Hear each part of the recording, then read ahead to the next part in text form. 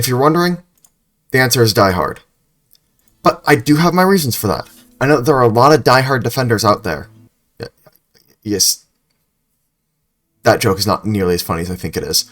But there are a lot of people that really stand behind the Diehard feat, and they think that adds a lot to what their character is capable of, and to that, I want to know what kind of party comp they're in, because it does not make a whole lot of sense to me.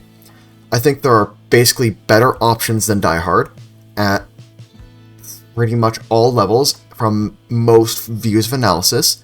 I can maybe think of a few edge cases where you want it, but I can't really name too many scenarios it is actually useful. First, let's talk about what Diehard does. So, it takes more to kill you than most. You die from the dying condition at dying 5 rather than dying 4. So, how would this matter in a game?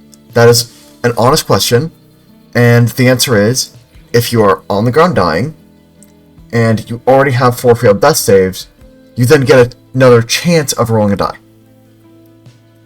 That seems like a pretty good effect, because, like, if a character dies, that's kind of it, unless your GM is allowing resurrection magic, your high levels play, blah blah blah. There's some exceptions where death could not be that bad, particularly if somebody has something like Breath of Life, which I think I'm going to throw on screen. I think I'll remember. I don't know. But there are some scenarios where dying's fine, but generally, you don't want to die in Pathfinder. Broadly speaking. So, as such, Diehard seems like it should be pretty good defensively. But Diehard doesn't follow what defensive feats are supposed to be. Because if you noticed in my 1 damage not equal 1 damage video, I had something I called the Sonic the Hedgehog theorem, which basically stated the only hit point that matters is your last one, because after that last one, you aren't a threat anymore. And Diehard makes that you have a chance of surviving if you end up not being the threat and not getting healed for a couple turns. Which, if that's happening enough for this feat to actually give you value, you're playing a very weird party comp. And I respect the decision. However, I doubt you're in that type of situation. I'll go over later in the video what I think the situations for this feat is good are.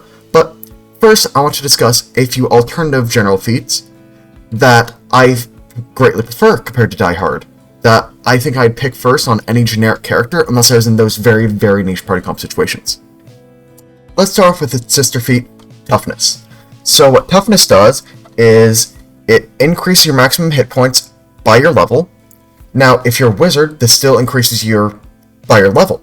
So your wizard's effectively 7 HP instead of 6, so that's a big bump to your amount of HP. If you're a barbarian, that's less relevant because 12 to 13 isn't as big of a jump. Again, see my 1 damage video for more reasoning based on flat modifiers, because that was the first half of that video. But it also has this thing of the DC of recovery checks is equal to 9 plus dying condition value. So this also reduces the chance of crit failing at dying 1, which thus makes you more likely to stabilize unless everyone knows they don't need to heal you, where Diehard, you still need to get healed eventually. So already I prefer this effect to Diehard, even if it would have me survive a small percent of the time, because in the triage scenario, it lets the cleric know, I don't actually need healing this fight, you can do other things.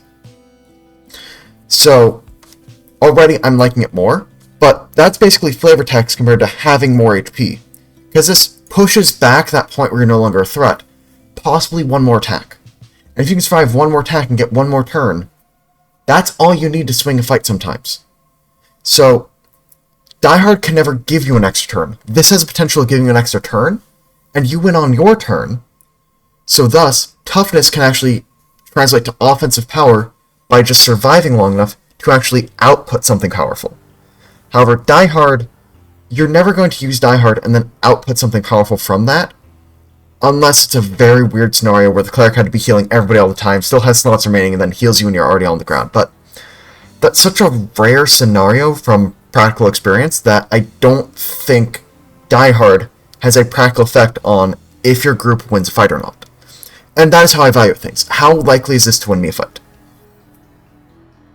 Diehard can let your character potentially survive TPK where people are getting captured and you have to roll your saves, but so can storing hero point. So can a medicine check to stabilize. So can a variety of other things.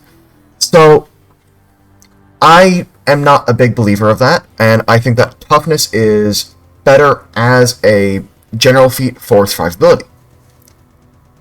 Shield block also does similar thing of gives you more HP to play with and gives you a way to spend your reaction. So, nothing note, shield block and toughness kind of go in the same category of what I think are the really good defensive feats. In terms of offensive ones, I also have two that I like there. And those two are Fleet, which gives you plus 5 move speed, and Incredible Initiative, which gives you a plus 2 circumstance bonus to initiative rolls. And I'll start with Fleet, because this one, it's pretty obvious how this would be useful if you have played a good amount of Pathfinder 2. And that is, if you are playing a heavy armor character or any character that requires melee range, and you're trying to go up to an enemy, moving your token forward, and you've ever been 5 movement speed short and had to spend an entire extra action to get that final 5 feet, you immediately know why Fleet is useful. If you've ever tried to close a gap to somebody that takes you a full round of moving to get there, Fleet might save you an action there. Or maybe like a full action of moving as well. And it also lets you better reposition. If you need a movement thing, it makes stuff like Field Medic better in the Medic archetype because that involves a stride. Anywhere you'd stride, fly, whatever, Fleet has you covered. Untype bonus, really good. So I'm like, Incredible Initiative, its value isn't as apparent because I know that some new players do not know how to evaluate initiative order correctly. And I personally evaluate initiative very highly. But it depends on how fast your team is killing things. If you're a high DPR team of, like, barbarians and fighters, Incredible Initiative is very good because fights tend to not last a lot of rounds. And you went on your turn. So if you normally kill an enemy group in 4 rounds, Incredible Initiative going first has them only get 3 turns to act instead of 4 because you're killing them off on your turn so they never get a chance to fight back.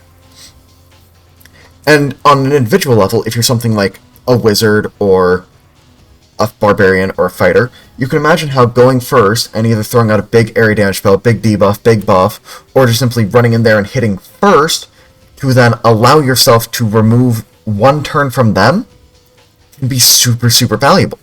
Because this has potential to remove a turn from somebody, and a turn is worth 3 actions. And a reaction. So, removing that much value from them 10% of the time is a really big deal. And I don't think I can overstate how big of a deal that is. So, I'd much rather everybody in the party take Incredible Initiative than everybody in the party take Diehard. And yes, that is a bit of an exaggeration, a bit of an overemphasis for the point, but I think that if you imagine what is Diehard doing in a fight, it becomes more clear why I'm not a big fan of it. I should also be mentioning that with Diehard, it is fine to have feats that only activate during the hardest fights, because the hardest fights are where you want to spend the most resources. But in order for that to be worth it, it then needs to be good in that niche situation. I do think there's a general feat that's a good example of that. And that's Feather Step. Feather Step is niche in the exact scenario of there's something with attack of opportunity in difficult terrain. This allows you to still step away from them. Very few other things would let you do that.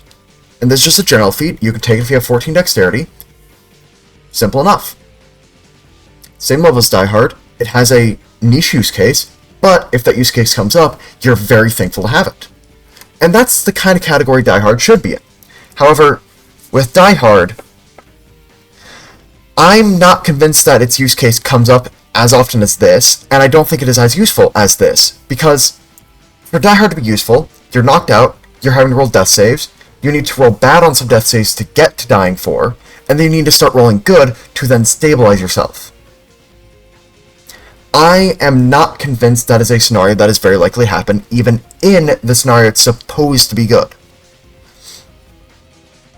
And you might say, but I'm not really interested in any of the general feats, you know, a character when they level up, they get 5 general feats, or I'm playing a human, so I got a couple extra ones.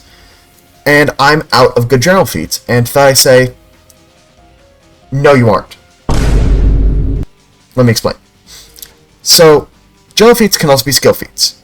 And it feels bad to take a skill feat because you're thinking, oh, but I have so many more skill feats than I have general feats, so I should be taking general feats. And while that is generally true, that does not mean you should be taking bad feats just because they're more limited. Like, for example, if you went to a grocery store and you saw that they had many rows of tomatoes, but only a few cobs of corn left, but you didn't like corn, you wouldn't suddenly buy the corn just because there's fewer left. Scarcity does not make it better, so as such, it is actually still fine to take skill feat. And the skill feat starting at the mid to high levels, after you have the bread and butter things like Fleet, like Incredible Initiative, and like Untrained Improvisation, because that one's also very strong for a lot of builds. After you get those, you then probably have Master or Legendary in a skill, and you can start looking at the very high value skill feats. So like, for example, let's look at Athletics, because followers the channel know why I picked Athletics here. You can go enlighten the others in the comments, but it has things like Combat Climber, which is generally useful. If you're in a scenario where you want to climb, Combat Climber is a lifesaver. It is great. It has Assurance Athletics for, again, helping you do climb, helping you do jumps. Quick Jump, Titan Wrestler, like, all of these are good and would actually see use and could potentially swing a fight. I cannot see how Diehard can swing a fight.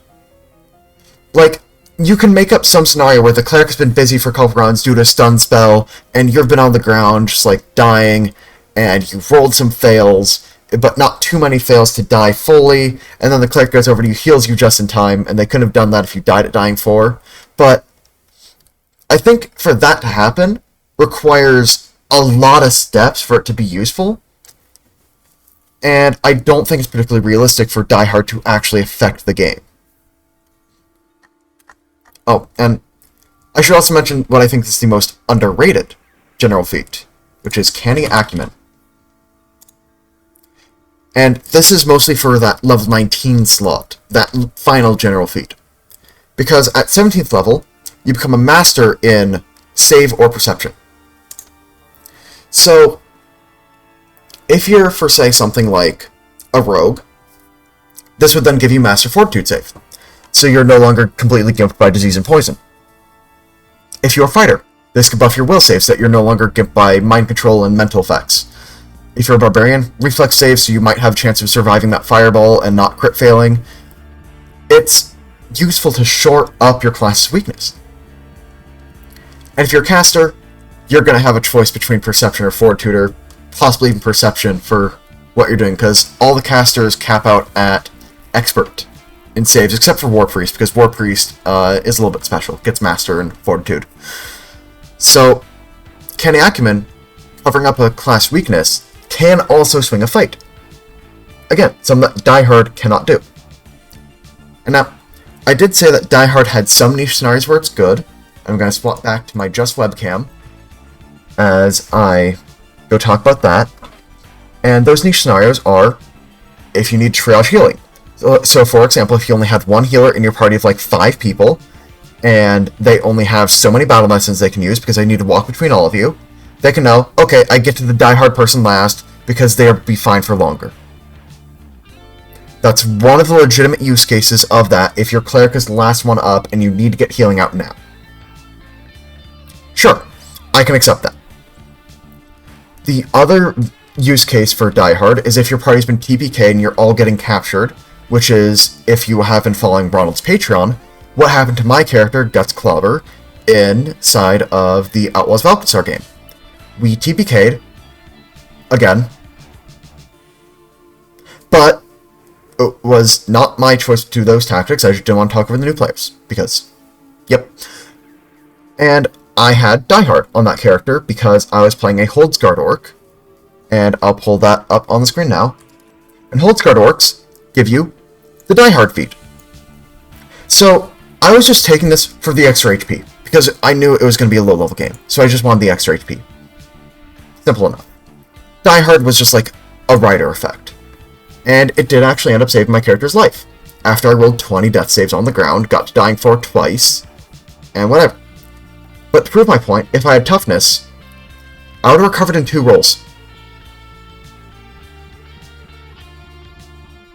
So, because of that, I can't even say, like, situationally, Diehard was the best general feat for me there, because toughness would have just been better. even if we're looking at it as that niche scenario that actually did happen to me. So, I'm still not convinced that Diehard is good. I don't think I should build around, oh, but if my party gets TPK'd, I now have a better chance of surviving.